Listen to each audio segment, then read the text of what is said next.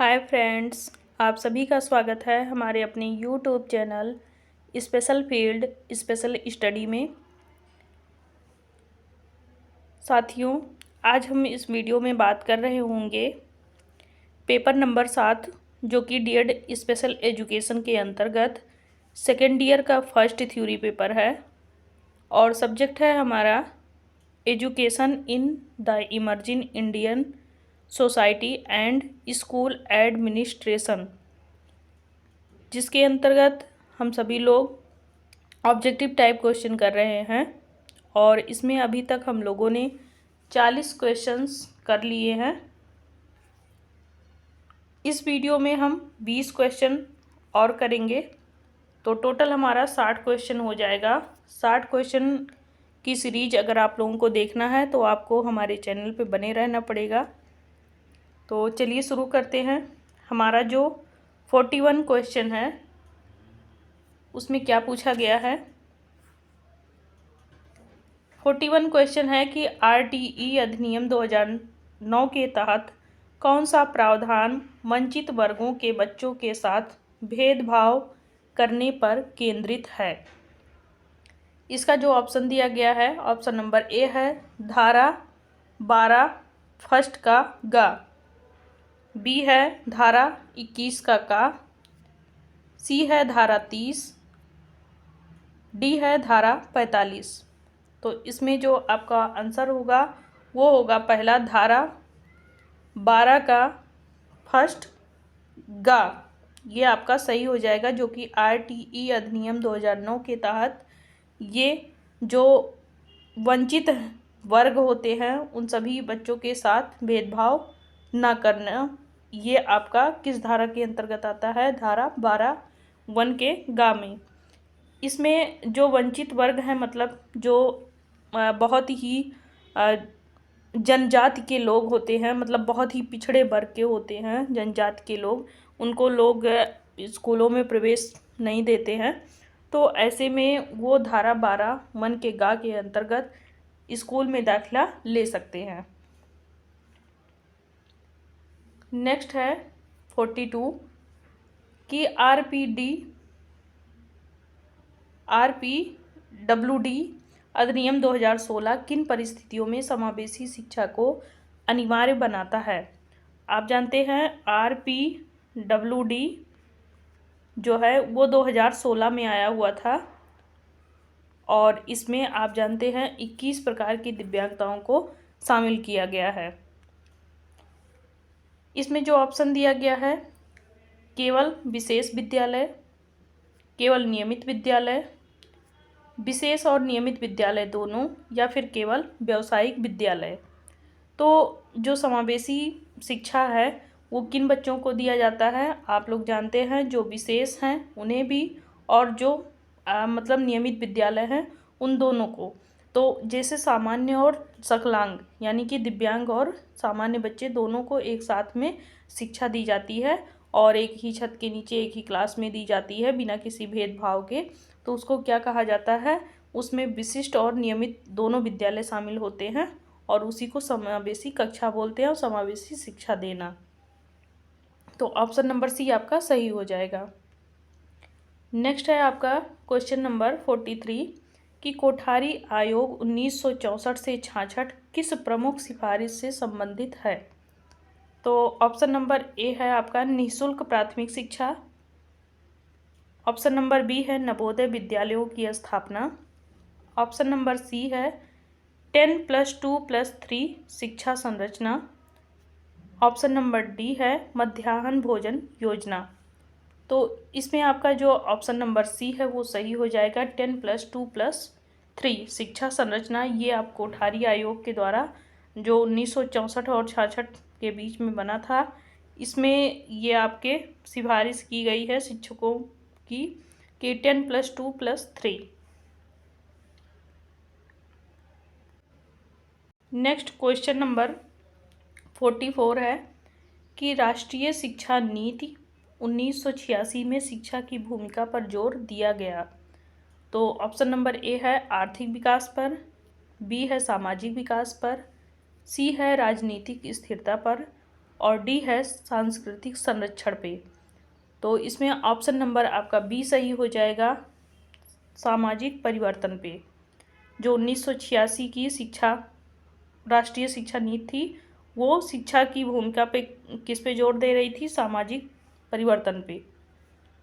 Next है आपका 45 कि राष्ट्रीय शिक्षा नीति 1986 को क्रियान्वित करने के लिए कौन से कार्य योजना पेश की गई थी? तो सबसे पहले आपका ऑप्शन है वो सर्व शिक्षा अभियान है। फिर है आपका कार्य योजना 1992। नेक्स्ट है आपका सी शिक्षा का अधिकार अधिनियम। डी है राष्ट्रीय पाठचर्या रूपरेखा। तो ऑप्शन नंबर बी आपका यहाँ पे सही हो जाएगा, कार्य योजना 1992 के अंतर्गत राष्ट्रीय शिक्षा नीति 1986 को क्रियान्वित किया गया था। नेक्स्ट आपका क्वेश्चन नंबर 46 है कि राष्ट्रीय शिक्षा नीति NEP 2020 का उद्देश्य भारतीय शिक्षा प्रणाली को बदलना है। तो आप जानते ही हैं इसके जो ऑप्शंस दिए गए इसमें से कौन सा सही है, ये तो लगभग सभी को पता होगा। इसका ऑप्शन नंबर ए ही सही हो जाएगा, 5+3+3+4 पाठचर्या संरचना का जो परिचय है यही आपका सही होगा। बाकी आपका निगेटिव में है थोड़ा सा, आप देख सकते हैं प्रत्येक ग्रेड स्तर पर परीक्षा अनिवार्य करना, तो ये गलत हो जाएगा। शिक्षा का बढ़ता केंद्रीकरण, तो ये भी गलत हो जाएगा। प्रौद्योगिकी की भूमिका को कम करना, तो ये तो बिल्कुल भी गलत है। नेक्स्ट क्वेश्चन नंबर 47 है कि किस आयोग की सिफारिशों के आधार पर भारत में विश्वविद्यालय अनुदान आयोग UGC की स्थापना हुई? तो ऑप्शन नंबर ए है राधा कृष्णन आयोग, ऑप्शन नंबर बी है कोठारी आयोग, सी है मुदालियर आयोग और डी है विश्वविद्यालय शिक्षा आयोग। तो इसमें आपका UGC की स्थापना जो हुई थी उसमें जो विश्वविद्यालय अनुदान दिया वो था विश्वविद्यालय शिक्षा आयोग, यह आपका सही हो जाएगा।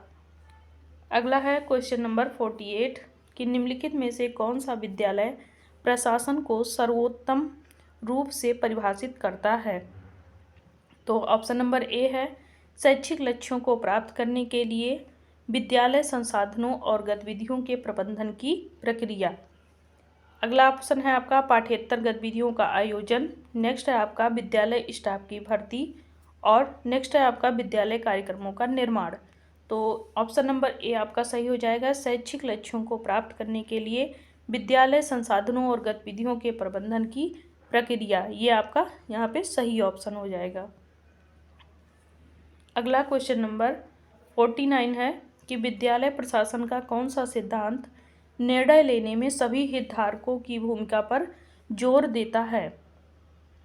ऑप्शन नंबर ए है केंद्रीकरण पे, बी है नौकरशाही पे, सी है सहभागी प्रबंधन और डी है आपका निरंकुशता। तो आप देख रहे हैं ये आपका जो पहला ऑप्शन है ये भी आपका क्या है, निगेटिव है, तो ये गलत ही हो जाएगा। बी भी आपका क्या है, निगेटिव है और सी ये भी निगेटिव है, तो ये तीनों आपके गलत हो जाएंगे। सही आपका हो जाएगा तीसरा सहभागी प्रबंधन। तो ऑप्शन नंबर सी आपका सही हो जाएगा।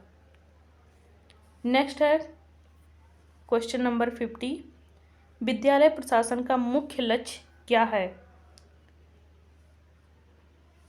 ऑप्शन है विद्यालय के बुनियादी ढांचे को बढ़ाना, बी है छात्रों की शैक्षणिक उत्कृष्टता और समग्र विकास सुनिश्चित करना, सी है खेल गतिविधियों को बढ़ावा देना, डी है विद्यालय के वित्त का प्रबंधन करना। तो यहाँ पे बी आपका सही हो जाएगा, छात्रों की शैक्षणिक उत्कृष्टता और समग्र विकास सुनिश्चित करना। अगला है 51 क्वेश्चन, 50 क्वेश्चन आपके हो चुके हैं। आप लोग ऐसे ही वीडियो में बने रहेंगे तो आप लोगों को अभी ऑब्जेक्टिव टाइप क्वेश्चन मिल रहे हैं। नेक्स्ट आपको और भी जो वीडियो दी जाएंगी उसमें आप लोगों को शॉर्ट टाइप क्वेश्चन और आपको लॉन्ग टाइप क्वेश्चन भी दिए जाएंगे। 51 क्वेश्चन है कि विद्यालय संगठन के किस सिद्धांत में भूमिकाओं और जिम्मेदारियों की स्पष्ट परिभाषा शामिल है? तो ऑप्शन नंबर ए है आदेश की एकता, बी है अधिकार का पदानुक्रम, सी है श्रम विभाजन और डी है नियंत्रण की सीमा। तो इसमें आपका ऑप्शन नंबर सी श्रम विभाजन ये सही हो जाएगा आपका। अगला है क्वेश्चन नंबर 52 कि विद्यालय प्रशासन में निम्नलिखित में से किसका प्रबंधन शामिल है। तो ऑप्शन है नंबर 1 कि पाठचर्या, बी है संकाय और कर्मचारी, सी है छात्र, डी है उपरोक्त सभी।